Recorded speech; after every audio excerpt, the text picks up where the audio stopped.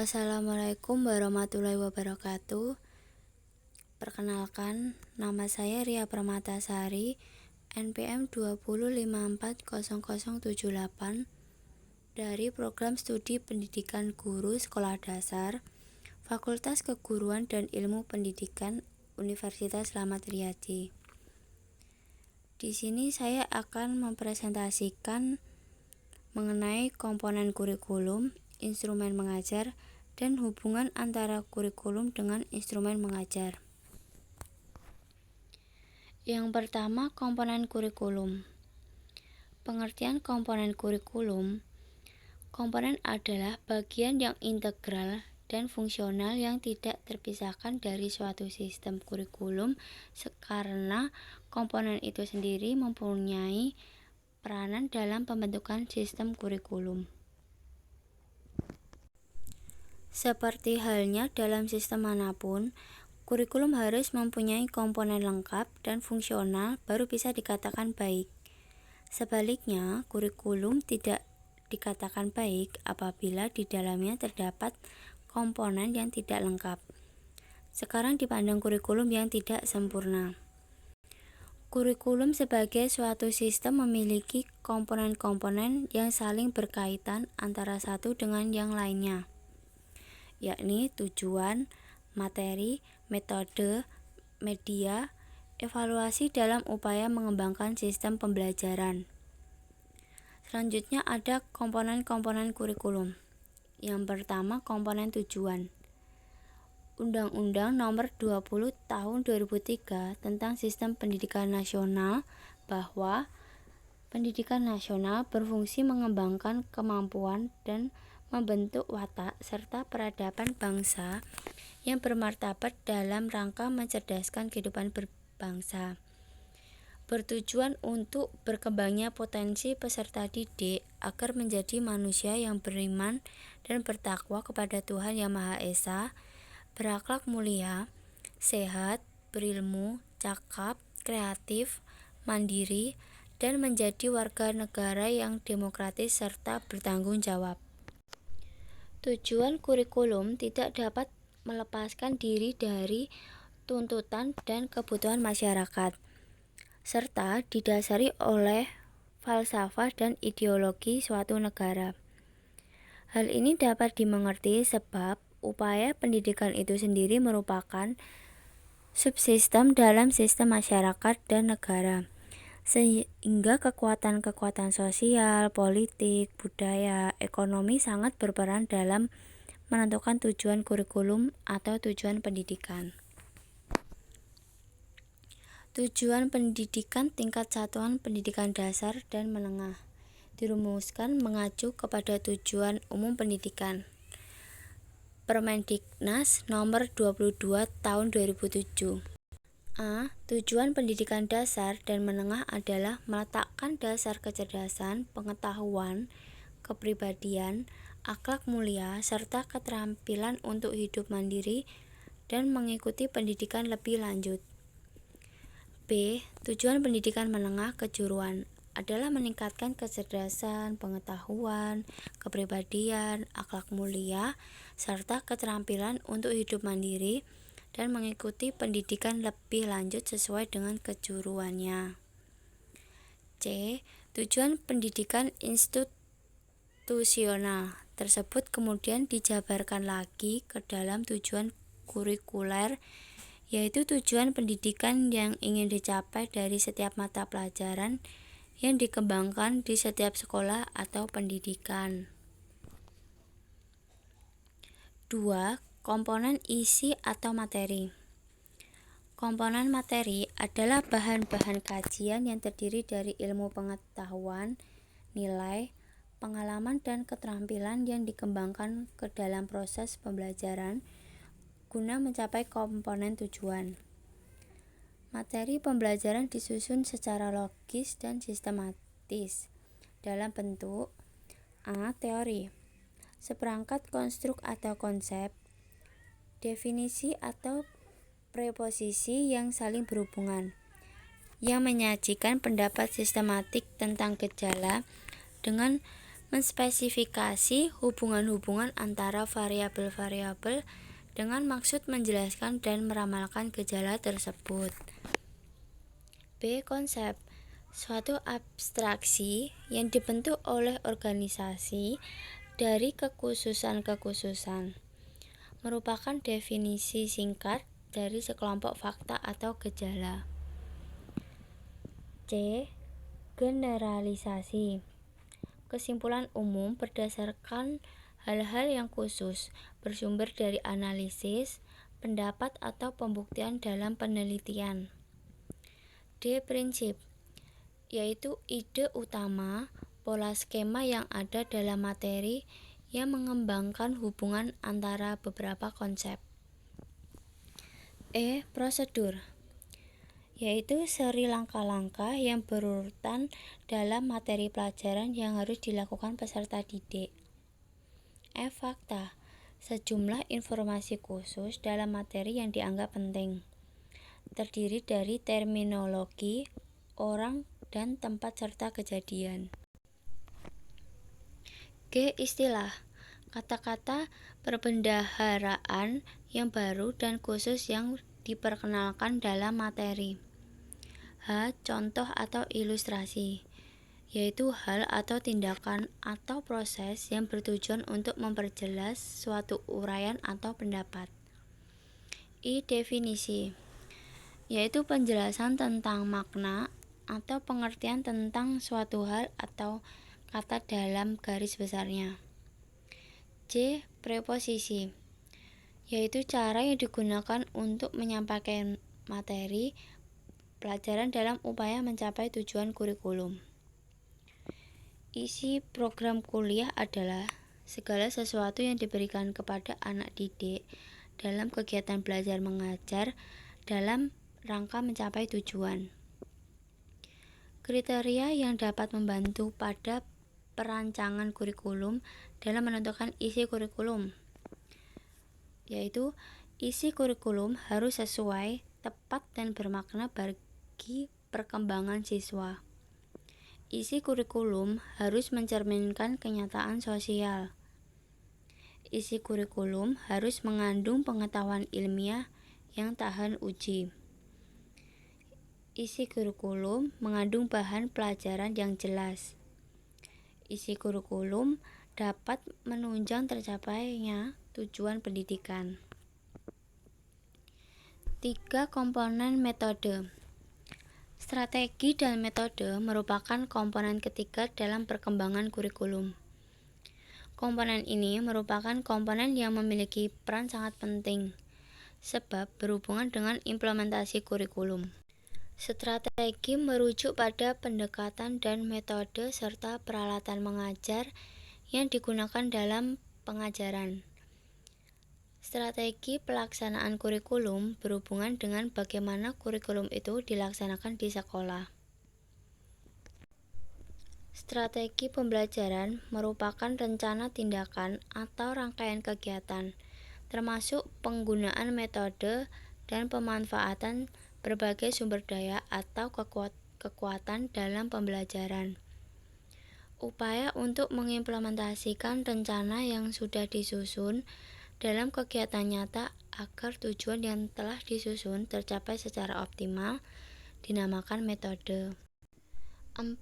Komponen evaluasi. Komponen evaluasi adalah komponen kurikulum yang dapat diperbandingkan seperti halnya penjaga gawang dalam permainan sepak bola. Memfungsikan evaluasi berarti melakukan seleksi terhadap siapa yang berhak untuk diluluskan dan siapa yang belum berhak diluluskan. Karena itu, siswa yang dapat mencapai targetlah yang berhak untuk diluluskan. Sedangkan siswa yang tidak mencapai target atau perilaku yang diharapkan tidak berhak untuk diluluskan. Dari sudut komponen evaluasi misalnya, berapa banyak guru yang mengerjakan suatu mata pelajaran yang sesuai dengan latar belakang pendidikan guru dan ditunjang pula oleh media dan sarana belajar yang memadai serta murid yang normal. Berdasarkan petunjuk yang diperoleh, dapat dilakukan perbaikan-perbaikan. Evaluasi kurikulum sepatutnya dilakukan secara terus-menerus. Untuk itu, perlu terlebih dahulu ditetapkan secara jelas apa yang akan dievaluasi, dengan menggunakan acuan dan tolak ukur yang jelas pula. Sehubungan dengan rancang bangun kurikulum ini, evaluasi dilakukan untuk mencapai 2 sasaran utama, yaitu pertama, evaluasi terhadap hasil atau produk kurikulum. Kedua, evaluasi terhadap proses kurikulum. Evaluasi kurikulum dimaksudkan menilai suatu kurikulum sebagai program pendidikan untuk menentukan efisiensi, efektivitas, relevansi, dan produktivitas program dalam mencapai tujuan pendidikan. B. Instrumen mengajar. Instrumen adalah alat yang dapat digunakan untuk mengukur tingkat ketercapaian kompetensi belajar. Bentuk instrumen. Bentuk instrumen yang dipilih harus sesuai dengan teknik penilaiannya. Bentuk instrumen yang tergolong teknik. 1. Tes tulis dapat berupa tes isai atau uraian, pilihan ganda, isaian, menjodohkan, dan sebagainya. Yang kedua, tes lisan, yaitu berbentuk daftar pertanyaan. 3. Tes untuk kerja dapat berupa tes identifikasi, tes simulasi, dan uji petik kerja produk, uji petik kerja prosedur, atau uji petik kerja prosedur dan produk. Yang keempat, penugasan seperti tugas proyek atau tugas rumah. Yang kelima, observasi, yaitu dengan menggunakan lembar observasi. 6. Wawancara, yaitu dengan menggunakan pedoman wawancara. 7. Portofolio, dengan menggunakan dokumen pekerjaan, karya, dan atau prestasi siswa. 8. Penilaian diri dengan menggunakan lembar penilaian diri. Menentukan alokasi waktu. Alokasi waktu adalah jumlah waktu yang dibutuhkan untuk ketercapaian suatu kompetensi dasar tertentu, dengan memperhatikan yang pertama, minggu efektif per semester. Kedua, alokasi waktu mata pelajaran, dan terakhir, jumlah kompetensi per semester. Menentukan sumber belajar. Sumber belajar merupakan segala sesuatu yang diperlukan dalam kegiatan pembelajaran, yang dapat berupa buku teks, media cetak, media elektronika, narasumber, lingkungan alam sekitar, dan sebagainya. Silabus. Silabus merupakan penjabaran standar kompetensi dan kompetensi dasar ke dalam materi pokok atau pembelajaran, kegiatan pembelajaran, dan indikator pencapaian kompetensi untuk penilaian. Selanjutnya, program tahunan dan program semester. Program tahunan merupakan rencana penetapan alokasi waktu 1 tahun ajaran untuk mencapai tujuan yang telah disiapkan. Adapun langkah untuk mengembangkan program tahunan, yakni pertama, melihat berapa jam alokasi waktu yang digunakan pada setiap mata pelajaran dalam seminggu dalam struktur kurikulum sesuai dengan yang ditetapkan pemerintah. Kedua, menganalisis beberapa minggu efektif dalam setiap semester. Program semester merupakan penjabaran dari program tahunan. Setiap guru harus membuat program semester untuk mengetahui alur tema yang akan diajarkan dalam setiap semester atau dalam 6 bulan. Langkah yang dapat dilakukan dalam mengembangkan program semester adalah 1. menentukan standar kompetensi atau SK dan kompetensi dasar atau KD yang ingin dicapai. Kedua, melihat program tahunan yang telah kita susun untuk menentukan alokasi waktu atau jumlah jam pelajaran setiap SK dan KD. 3. Menentukan pada bulan dan minggu beberapa proses pembelajaran KD itu akan dilaksanakan. Selanjutnya, rencana pelaksanaan pembelajaran atau RPP. Program perencanaan yang disusun sebagai pedoman pelaksanaan pembelajaran untuk setiap kegiatan proses pembelajaran yang dikembangkan berdasarkan silabus. Adapun pokok-pokok yang harus diperhatikan, yaitu pertama, tujuan pembelajaran dirumuskan dalam bentuk kompetensi yang harus dicapai atau dikuasai oleh siswa. Kedua, materi pembelajaran berkenaan dengan bahan pembelajaran yang harus dikuasai siswa sesuai dengan tujuan pembelajaran. Materi pembelajaran harus digali dari berbagai sumber belajar sesuai dengan kompetensi yang harus dicapai. Yang ketiga, strategi dan metode pembelajaran. Proses pembelajaran harus diselenggarakan secara interaktif, inspiratif, dan menyenangkan, memberikan ruang yang cukup bagi pengembangan prakarsa, kreativitas sesuai dengan bakat, minat, dan perkembangan fisik serta psikologi peserta didik.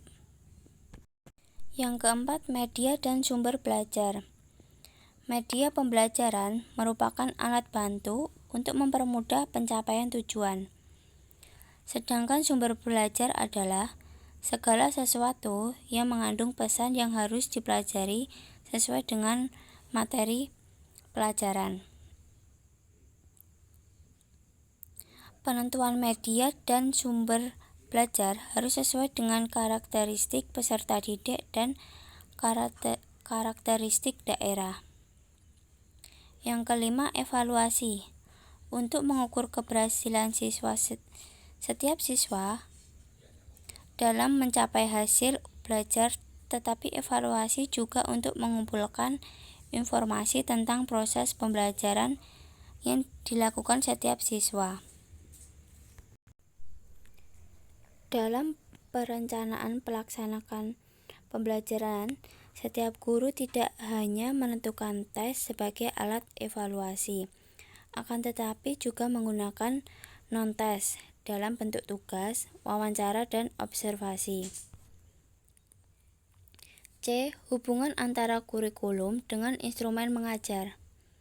Hubungan kurikulum dengan instrumen belajar sangat mempengaruhi terutama dalam perkembangan kurikulum.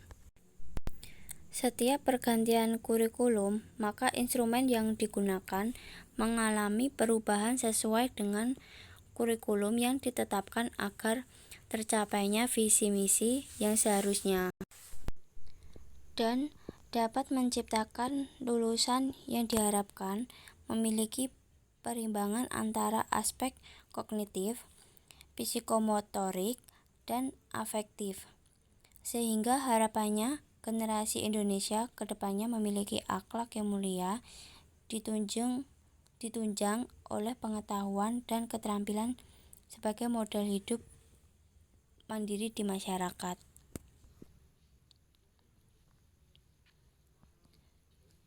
Kesimpulan, komponen adalah bagian yang integral dan fungsional yang tidak terpisahkan dari suatu sistem kurikulum, karena komponen itu sendiri mempunyai peranan dalam pembentukan sistem kurikulum. Kurikulum sebagai suatu sistem memiliki komponen-komponen yang saling berkaitan antara satu dengan yang lainnya, yakni tujuan, materi, metode, media, evaluasi. Komponen tujuan adalah komponen kurikulum yang menjadi target atau sasaran yang mesti dicapai dari pelaksanaan suatu kurikulum. Instrumen mengajar adalah alat yang dapat digunakan untuk mengukur tingkat ketercapaian kompetensi belajar seperti sumber belajar, silabus, program tahunan, dan program semester, rancangan pelaksanaan pembelajaran atau RPP, serta evaluasi. Bentuk instrumen mengajar sendiri berupa tes tertulis, tes lisan, penugasan, wawancara, dan lainnya.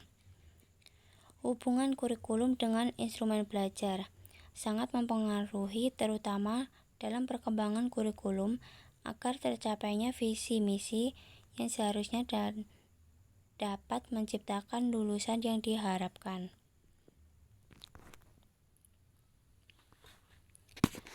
Sekian dari presentasi saya. Apabila ada kurang lebihnya, mohon dimaafkan. Wassalamualaikum warahmatullahi wabarakatuh.